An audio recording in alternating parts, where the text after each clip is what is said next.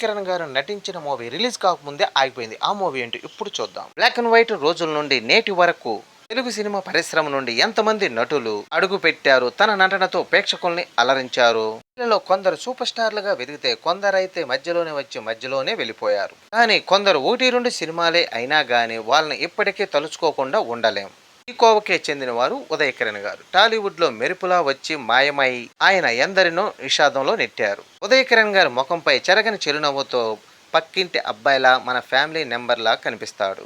ఉదయ్ కిరణ్ గారు మనల్ని విడిచి 10 ఏళ్లు దాటింది అయినా గానీ ఆయన సినిమాలు తరచూ చూస్తూనే 2000 సంవత్సరంలో తేజ దర్శకత్వంలో తెరకెక్కిన మూవీ చిత్రం.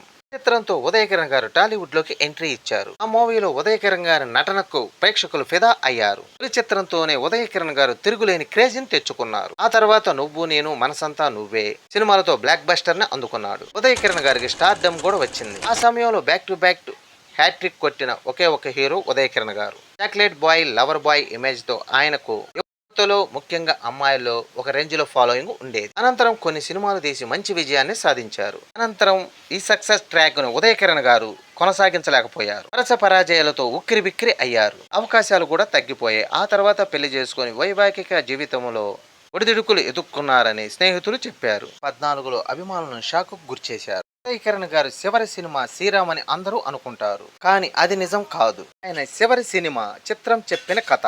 మోహన్ దర్శకత్వంలో తెరకెక్కిన ఈ సినిమాలో మదలస శర్మ, గరిమా జైనల్ హీరోయిన్లుగా నటించారు. ఉదయ్ కిరణ్ గారి వద్ద అసిస్టెంట్ గా పనిచేసిన మొన్న అనే వ్యక్తి ఈ సినిమాకి నిర్మాత. ఉదయ్ కిరణ్ గారు బతికున్నప్పుడే ఈ సినిమా షూటింగ్ పూర్తయింది. ఆయన మరణించిన 2 నెలలకు ట్రైలర్ రిలీజ్ అయింది. అయితే దాదాపు 10 ఏళ్లు చిత్రం చెప్పిన కథ రిలీజ్ కాలేదు. 3 ఏళ్లు ముందు ప్రేక్షకుల ముందుకు తీసుకురావాలని నిర్మాత మొన్న కొద్ది కాలంగా ప్రయత్నాలు చేశారు. ఇది కార్యరూపం దాల్చి చిత్రం చెప్పిన కథ త్వరగా విడుదల కావాలని అభిమానులు కోరుకుంటున్నారు. ఈ వీడియో నచ్చితే లైక్ చేయండి, షేర్ చేయండి, ప్లీజ్ సబ్స్క్రైబ్ చేయండి.